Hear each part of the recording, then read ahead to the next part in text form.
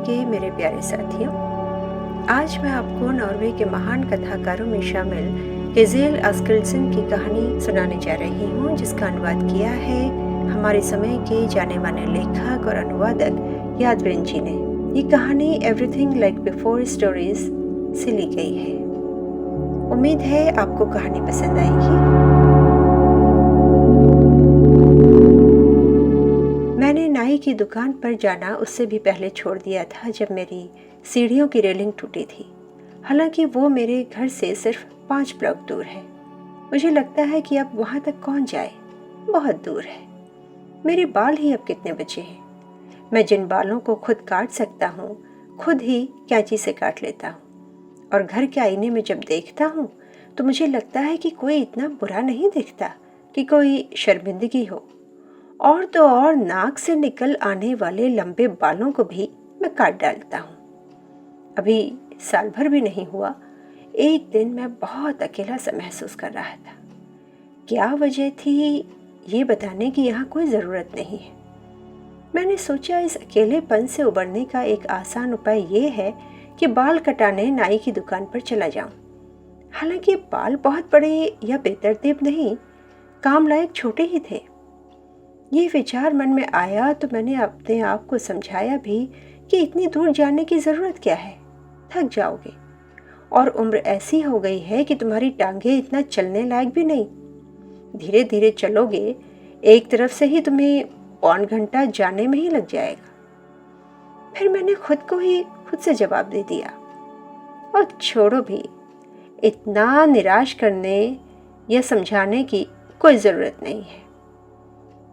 समय लगेगा तो लगेगा, मैं इस बहाने घर से बाहर तो निकलूंगा। मेरे पास समय ही समय है, और इस उम्र में किसी के पास इफरात समय ना हो, ये कैसे हो सकता है। मैं कोई अपवाद थोड़ा ही हूँ। आनंद फानन में मैंने कपड़े पहने और बाहर निकल गया। ये बात मैं कोई बढ़ा चढ़ा कर नहीं कह रहा हूँ, लेकिन घर से दुकान तक पहुँचने में बड़ा समय लगा। मैंने आज तक किसी के बारे में नहीं सुना जो इतने धीरे धीरे चल के वहां तक पहुंचा हो। बेहद खींच भरा और दुखदाई अनुभव। आज की तारीख में जब कोई किसी की सुनने वाला है ही नहीं, तो बोलकर क्या करूंगा, कौन सुनेगा। इससे तो अच्छा है कि गूंगा बहरा ही बना रहूं। सुनने की क्षमता का इस समय मुझ जैसे इंसान को क्या लाभ है। उससे भी बड़ी बात लोग बाग कहते हैं कि क्या कोई ऐसी बात बची है जो अब तक कही न गई हो। मैं उन सब लोगों की बात से इत्तेफाक नहीं रखता, और मुझे अभी अच्छे से समझ में ये बात आती है कि बहुत तेरी बातें अभी भी कहने को बची हुई हैं, जिन्हें ज़रूर कहा जाना चाहिए। लेकिन यदि कोई बात कही जाए तो कोई सुनने वाला भी तो हो। कहाँ है सुनने वाले। आखिरकार मैं नाई की दुकान तक पहुंच ही गया। दरवाज़ा खोलकर अंदर दाखिल हुआ और ये देखकर चकित रह गया कि बीते दिनों में दुनिया कितनी बदल गई है।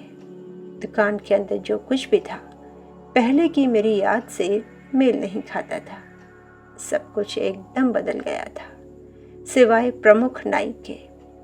मैंने उसे देखकर नमस्ते की, लेकिन उसने मुझे पहचाना नहीं। उसका ऐसा बर्ताव मुझे बुरा लगा, निराशा हुई। लेकिन मैंने उसे अपने चेहरे के भावों से जाहिर नहीं होने दिया। वहाँ कुछ कुर्सियाँ रखी थी, लेकिन कोई भी खाली नहीं थी। 3 ग्राहकों के साथ नाई व्यस्त थे और 4 ग्राहक इंतज़ार में कुर्सियाँ हथिया कर बैठे थे। घर से वहाँ तक पहुँचने में मैं इतना थक गया था कि और खड़े रहना मुश्किल था, लेकिन कुर्सी पर बैठा कोई बंदा मेरे लिए उठा नहीं। विडंबना ये कि बैठे हुए सभी लोग उम्र में मुझसे बहुत छोटे थे। मुझे बेहद हैरानी हुई कि नए ज़माने के लड़कों को मालूम ही नहीं है कि बुज़ुर्गों के साथ कैसा बर्ताव करना चाहिए। उन्हें दूर दूर तक ये एहसास नहीं है कि दरअसल बुढ़ापा होता क्या है। उनकी बेरुखी से मैं आहत तो हुआ, लेकिन खिड़की से बाहर इस तरह देखता रहा जिससे ये लगे कि बाहर सड़कों पर क्या हो रहा है, मेरी रुचि कुर्सियों से ज़्यादा उन दृश्यों में है। कितनी अजीब बात है कि आजकल की पीढ़ी मुझ जैसे बुजुर्गों के लिए किसी तरह की हमदर्दी नहीं दिखाती, लेकिन जब देखो तब जानवरों के लिए उनके मन में प्यार उमड़ पड़ता है। मुझे ये समझ में नहीं आता कि जैसा लोग कहते हैं, दुनिया क्या ज़्यादा मानवीय हो गई है। अपने आसपास मैं अक्सर देखता हूँ कि नई पीढ़ी के लोग सड़क पर असहाय पड़े लोगों के ऊपर से चलते हुए आगे बढ़ जाते हैं। न एक शब्द सहानुभूति का बोलते हैं, न उनकी मदद का ख्याल उनके मन में आता है। लेकिन जैसे ही उनकी नज़र किसी जख्मी बिल्ली या कुत्ते के ऊपर पड़ती है, उनके दिलों से सहानुभूति और प्रेम की धारा बहने लगती है और वे कहते हैं, ओहो बेचारा डॉगी, वो देखो बेचारी नन्ही सी किटी। उन जानवरों के दर्द युवाओं को अपने दर्द लगने लगते हैं, इंसान के नहीं। ऐसे जानवर प्रेमियों की संख्या बहुत बड़ी है। तसल्ली इस बात की है कि मुझे खिड़की पर बहुत देर तक खड़ा नहीं रहना पड़ा, मुश्किल से 5 मिनट। उसके बाद बैठने के लिए कुर्सी मिल गई।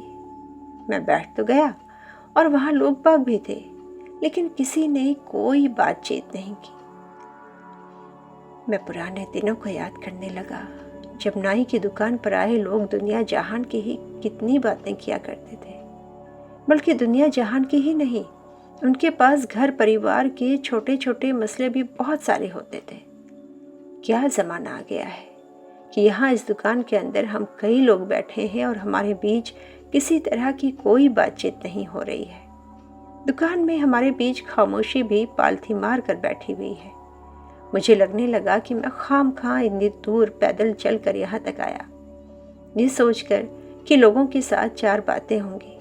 लेकिन आने पर तजुर्बा ये हुआ कि आज के लोगों के पास बात करने के लिए कोई दुनिया है ही नहीं। निराश होकर मैं कुर्सी से उठा और किसी से बगैर कुछ बोले हुए वहाँ से बाहर निकल गया। मुझे वहाँ बैठे रहने का कोई औचित्य समझ में नहीं आया। वहाँ बैठकर मैं करूँगा क्या? मेरे बाल ऐसे भी इस वक्त छोटे ही हैं।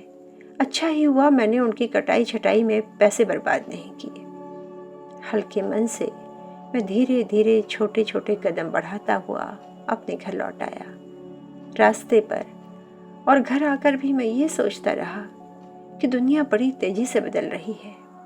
पहले जैसा कुछ भी नहीं रहा और इस दुनिया में खामोशी का साम्राज्य बढ़ता जा रहा है। मुझे शिद्दत से महसूस होने लगा कि अब इस दुनिया से विदा हो जाने का समय आ गया है। देखती हूँ सपने पर आप सुन रहे थे यादवेन जी की अनुवाद की हुई गिज़ेल आस्किल्सन की कहानी, जो उनके कहानी संग्रह एवरीथिंग लाइक बिफोर से ली गई है।